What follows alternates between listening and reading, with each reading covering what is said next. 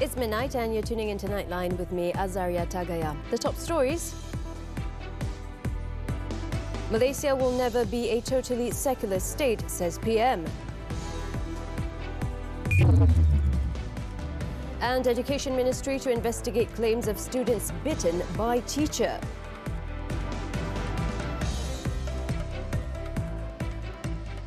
Good morning.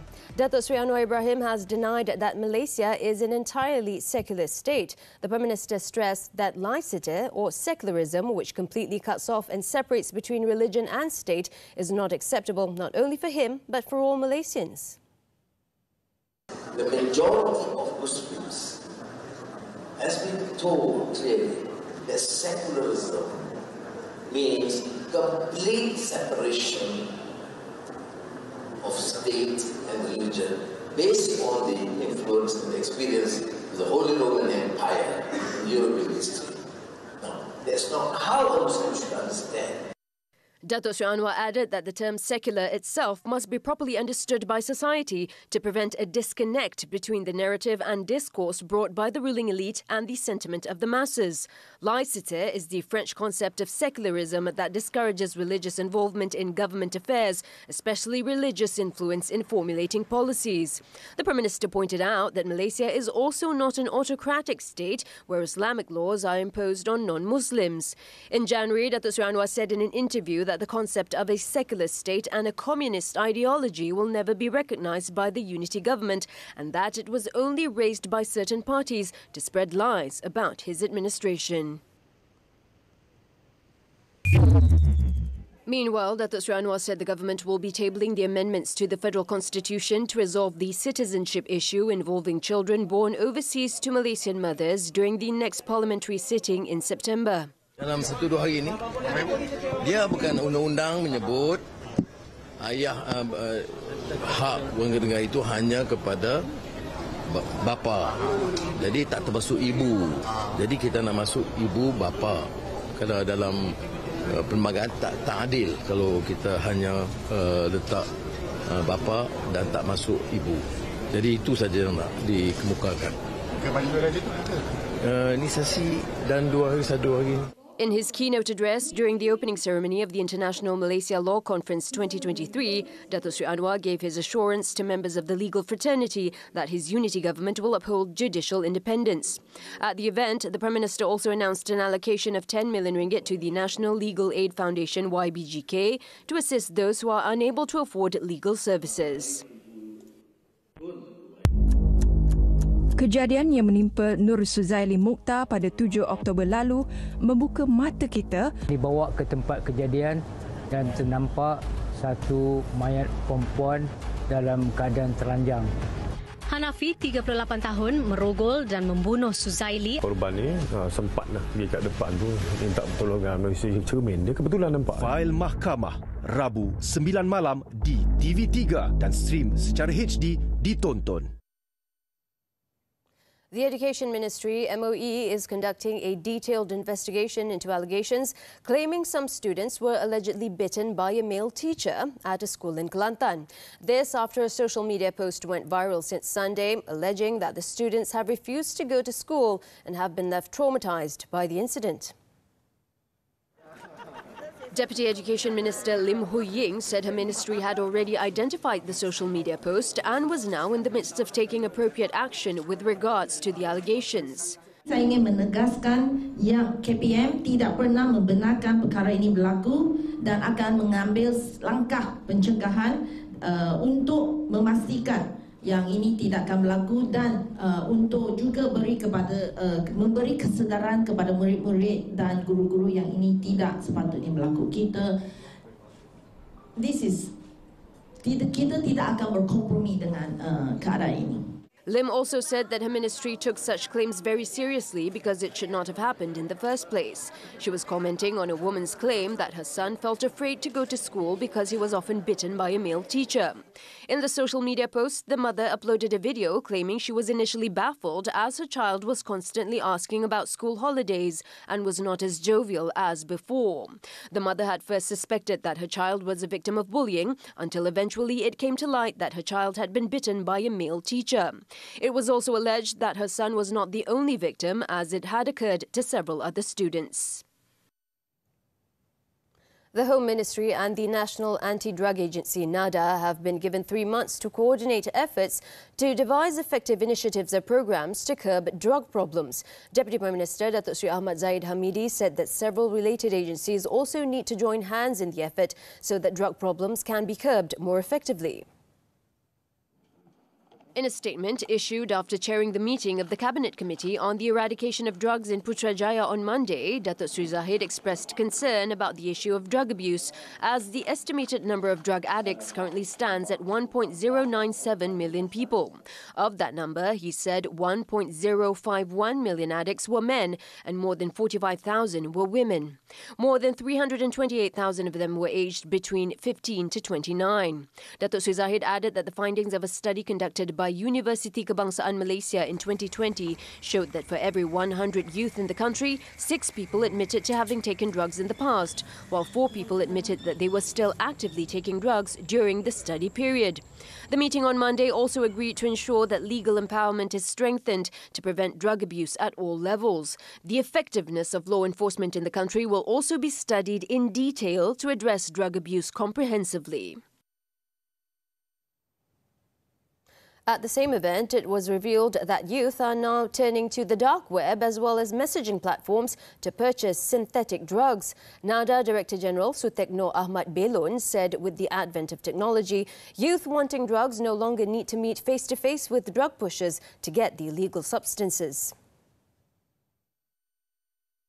Mereka yang berada di tahap suka-suka guna-guna ringan akan membelanjakan lebih kurang RM50 untuk permulaan bagi setiap 3 hari. Dan benda tu jumlah tersebut akan lebih meningkat kalau ikut keparahan mereka. Dan ikut catatan, dadah ni ikut dia punya keaslian mereka lah, ketulinan. Ada yang murah, semurah RM18 termasuk penghantaran pun kita ada direkodkan. The types of synthetic drugs include amphetamines such as yaba pills and methamphetamines or ice. Sutekno also explained that the dark web was not indexed by conventional search engines and mostly used for illegal activities online. Therefore, he advised parents to always monitor parcels ordered by their children that are delivered to their homes. The authorities were also discussing how to combat such deliveries with the relevant ministry and ways to regulate it. In the meantime, police have arrested 3 men for drug trafficking following the seizure of 222 kilograms of drugs worth a total of 7.42 million ringgit in 2 separate raids in Selangor recently. Bukit Aman Narcotics Crime Investigations Department NCID Director Datuk Sri Muhammad Kamaruddin Mat Din said in one of the raids, it was found that a homestay in Shah Alam was being used to store 169.4 kilograms of shabu and 4.8 kilograms of yaba pills, and estimated to be worth 5.8 million ringgit. Kita sebenarnya telah pun mengikut lama sindiket ini dan akhirnya kita berjaya mengesan mereka ini di sebuah homestay dan serbuan yang kita buat, kita berjaya merampas dadah-dadah yang berada di depan saya ini. Datuk Sri Kamaruddin further said that 2 suspects aged 38 and 47 were nabbed during the raid at the homestay on Thursday. It was believed that the syndicate has been active since early this year, and the drugs which were obtained from the northern region were meant for distribution in the Klang Valley. Authorities added a 44-year-old man was also detained together with 47.8 kilograms of shabu and ketamine in another raid at a house in Sepang on Wednesday. During the operation, 2 vehicles, 2 rings and a watch totaling 87,705 ringgit were also seized. All 3 suspects have been remanded for a week to facilitate investigations under the Dangerous Drugs Act. Al-Sultan Abdullah Riayatuddin Al-Mustafa Billah Shah on Monday reminded the people to be more careful when choosing a location for recreation. Although disasters can occur anywhere, the Yang di-Pertuan Agong said that it is better if precautionary measures were taken to mitigate the risk of untoward incidents. Ini tidak boleh salah mana-mana. Kalau pun ini sebab tu kita panggil bencana. Bencana boleh berlaku di mana-mana sekalipun. Ya. Saya harap berhati-hatilah kali nak pergi ke tempat yang kita tak kenal tempat dia. Elok ambil periksa dulu sebelum bawa keluarga. Al-Sultan Abdullah said this to the media at the Ubudiah Mosque in Feldal Lepar Hilir 3, Kuantan on Monday after visiting the families of the victims of the Jeram Air Putih water surge tragedy which occurred in Kemaman, Terengganu on July 1st. The Yang di-Pertuan Agong was also saddened by the tragedy and expressed his sympathy to the families of the victims. It was previously reported that 10 individuals went missing after being swept away by the water surge while they were having a picnic at Jeram Air Putih. So far, 9 of the bodies have been recovered, while the search for the remaining victim, 14-year-old Putri Nur Fatin Karim, is still ongoing. The decision on whether next of kin must pay tax arrears of deceased persons will be known by September. Minister in the Prime Minister's Department for Religious Affairs, Datuk Muhammad Naim Mokhtar, said the matter would be discussed by the Muzakarah Committee of the National Council for Islamic Religious Affairs, MKI. Saya jangkakan kalau lepas dalam pilihan raya itu sehingga bulan September tu insya-Allah kita dah boleh inilah untuk peringkat kebangsaan. Tapi untuk di wilayah persekutuan ni insya-Allah lah dia akan bincang perkara ini besok. He said this to the media after attending an event by the Federal Territory Islamic Religious Council Zakat Collection Centre in Putrajaya on Monday. Prior to this, Inland Revenue Board Chief Executive Officer Datuk Muhammad Nizom Sairi was reported to have said the next of kin of deceased taxpayers are fully responsible for their commitments, including income tax management. Section 74 of the Income Tax Act stipulates that any income tax arrears cannot be automatically written off, even if the individual involved is certified dead. Police have detained 3 men believed to have tortured a dog to death at Kampung Teluk Tempoyak in Batu Maung, Pulau Pinang, after 2 videos of the incident went viral on Sunday. State Police Chief Datuk Kau Kok Chin said the men, aged between 40 and 53, were picked up at about 11:45 p.m. on Sunday and 1 a.m. on Monday. In a statement, he said that the suspects, a cargo agent, fishermen and a bus driver, have been remanded for 3 days until July 12th to assist investigations into the case under the Animal Welfare Act. The men have no previous criminal records and they tested negative for drugs. In the 35 and 15-second videos, the suspects, wielding a wooden club and a long staff, were seen allegedly bashing and stabbing the black mongrel to death after it was knocked down by a motorcycle while trying to cross a road at night time. Authorities were then alerted to the videos and launched an investigation into the incident.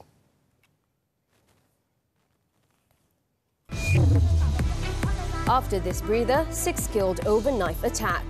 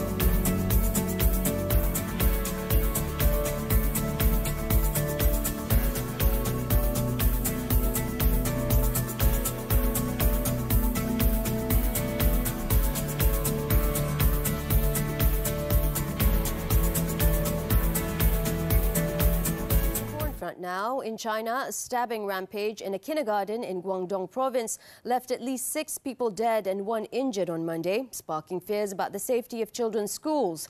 A 25-year-old man has since been detained over the fatal incident. According to the authorities, the attack, dubbed as an intentional injury case, occurred at about 7:40 a.m. local time in Hengshan town, Lianjiang City. So far, no other details were immediately available, and the motive behind the incident remains under investigation. While violent crime is rare in China due to strict gun laws and tight security, incidents of stabbings at preschools over the past few years have raised concerns about school safety.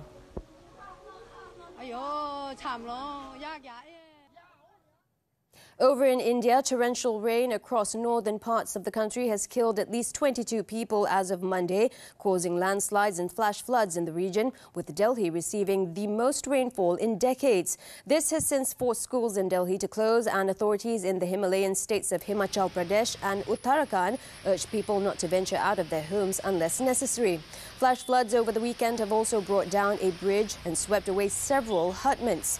It is reported that authorities had to use helicopters to rescue people stranded on roads and bridges due to heavy rains. For the next 5 days, isolated heavy to very heavy rainfall is forecast for the northern regions of Punjab, Haryana, Chandigarh, Delhi, Rajasthan and Uttar Pradesh starting Monday.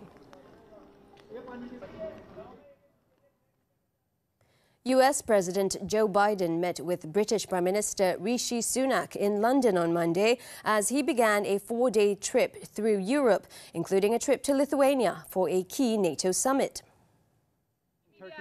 Biden, who was in number 10 for the first time since taking charge of the White House, and Sunak discussed Washington's plans to supply controversial cluster bombs to Ukraine. The weapons have been banned by more than 100 countries, including Britain, due to the danger they pose to civilians. Britain, however, has been pushing for Ukraine's membership of NATO to be fast-tracked, and number 10 indicated the Prime Minister would this week press for a new charter to help protect Ukraine from future Russian aggression. The two leaders were due to share notes before the NATO summit, which kicks off on Tuesday and will be dominated by the Ukraine crisis. After spending less than an hour at Sunak's office, Biden headed to Windsor Castle to meet the King, the higher-profile part of his short British trip. The 80-year-old president and the 74-year-old king will discuss how to help boost private investment to combat climate change, a threat both leaders say is existential. Elon Musk filed a suit against the law firm that represented Twitter when he was trying to take the company private last year, claiming the firm charged too much for its work. According to the lawsuit, Wachtell, Lipton, Rosen and Katz, which was Twitter's firm prior to Musk's acquisition, racked up a $90 million last-minute legal bill. Wachtell represented Twitter after Musk reneged on his initial offer to take Twitter private for $44 billion. The law firm then helped close the deal in November 2022 and was paid that $90 million fee for securing the transaction. Following this, Twitter had also agreed to pay Wachtell lawyers on an hourly basis to enforce Musk's agreement to buy the company when he tried to back out. However, the firm violated its ethical duties as well as California law in the final days of its 4-month representation when it solicited gargantuan bonus fees. The lawsuit is something of a role reversal for Musk, who is a defendant in numerous suits alleging that Twitter under his leadership allowed millions in unpaid expenses to pile up from former employees, vendors and landlords while purportedly trying to keep the company financially solvent.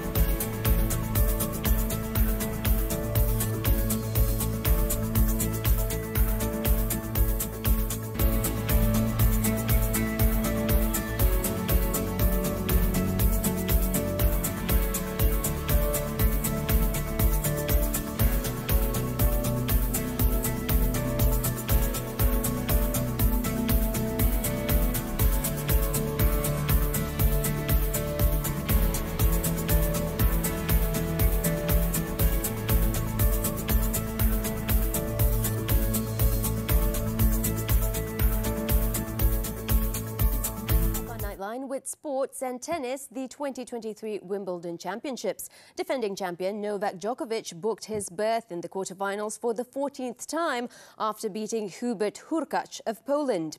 The battle resumed on Monday night with Djokovic leading Hurkacz by 2 sets after the play was suspended on Sunday. Hurkacz took the third set, but world number 2 Djokovic hit back to win the clash 7-6, 7-6, 5-7, 6-4 and book a spot in the last 8.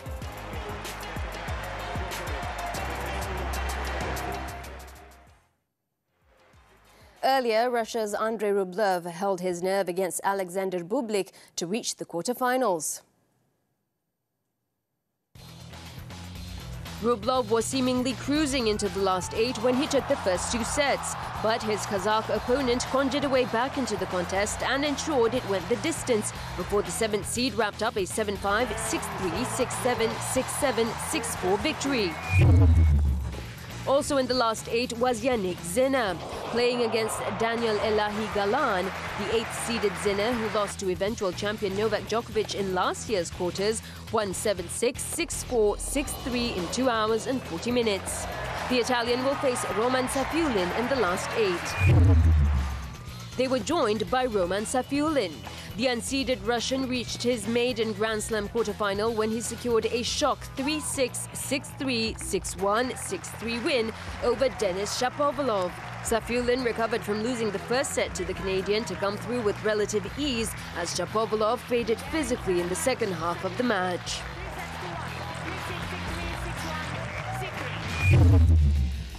In the women's category, world number 1 Iga Swiatek reached the quarterfinals for the first time in her career, fighting back from a set down to beat Belinda Bencic. The first 2 sets were decided via tiebreaks, with Swiatek saving 2 match points along the way.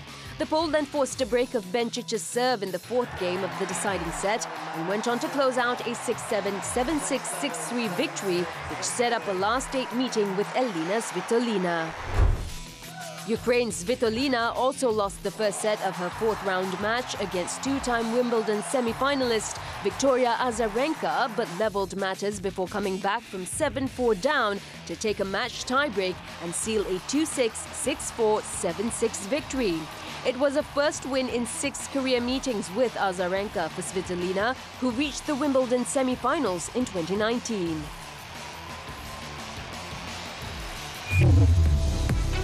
Still to come, man charged over biker's death pleads insanity. Don't go away.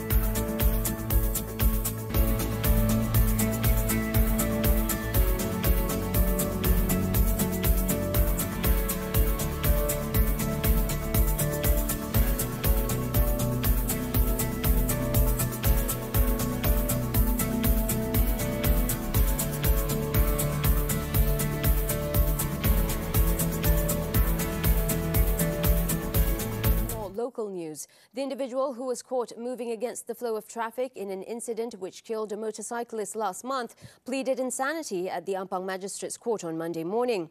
Magistrate Amalina Basirah Top ordered the accused to be sent to Hospital Bahagia Ulu Quinta in Perak for a mental evaluation. Lawyer Islin Ismail from the National Legal Aid Foundation, who represented the accused, Muzia Daha Muhammad, told the court that the man has a mental disability, has accepted assistance from the Welfare Department and holds an OKU card. Earlier, the 41-year-old man, who broke his right arm in the incident, pleaded not guilty to the charge. He was accused of committing the offence at kilometre 22.2 of the Sungai Besi Ulu Klang Highway near Ulu Klang on June 14th. His charge was framed under the Road Transport Act and carries a 5 to 10-year jail term and a fine between 20,000 ringgit and 50,000 ringgit, as well as a driving licence suspension for 5 years upon conviction. The magistrate set bail at 10,000 ringgit with one shorty and ordered him to surrender his driving licence to the court. The magistrate also allowed the lawyer's application for the accused to be sent for a mental observation at Hospital Bahagia and set August 10th for mention. In the incident last month, 64-year-old Ahmad Fazil Omar Azadin died at the scene after falling from the Suk Highway flyover at a height of 30 metres while avoiding a motorcycle that was going against the flow of traffic. Footage from a closed-circuit camera at the location of the incident went viral on social media. In Selangor, a female senior citizen suspected of being involved in splashing acid on a married couple as they entered a lift in Gombak on Tuesday has been placed on a 4-day remand. The remand order was issued by Magistrate Chai Guan Hock at the Selayang Magistrates Court on Monday. The 60-year-old woman arrived at the Selayang court at 8:50 a.m. She was remanded under Section 117 of the Criminal Procedure Code. Earlier, Gombak District Police Chief Superintendent Nur Arifin Muhammad Nasir said the woman was picked up around Taman M Residency Rawang at 4:20 p.m. on Sunday. In the incident on July 4th, a 60-year-old local woman and her 37-year-old husband were injured after being splashed with acid as they entered the apartment lift in Batu Caves, Gombak at around 1:30 a.m. The couple's 14-year-old son, who was with them in the lift during the incident, was unhurt. The cause of the incident is still under investigation in accordance with Section 324 of the Penal Code for voluntarily causing hurt. In Pahang, an elderly man was killed while 4 others, including a baby, suffered serious injuries after an MPV burst into flames following a collision with a lorry near Jerantut on Monday. The 83-year-old victim, who was a passenger sitting in the front seat of a Proton Azora, died on the spot in the 1 p.m. incident at Jalan Jerantut Maran. Jerantut District Police Chief Superintendent Mazlan Hassan said that the MPV, driven by a 25-year-old housewife, was ferrying 4 passengers, including 2 other women, when the crash occurred. It was believed that the MPV driver was attempting to overtake another vehicle, but failed before colliding with the lorry coming from the opposite direction. All 4 injured victims, aged between 5 months and 48 years old, were then rescued from the burning MPV by passers-by and rushed to the Jerantut hospital for treatment. The body of the elderly man was also taken to the same hospital for post-mortem. Police are investigating the cause of the accident under the Road Transport Act.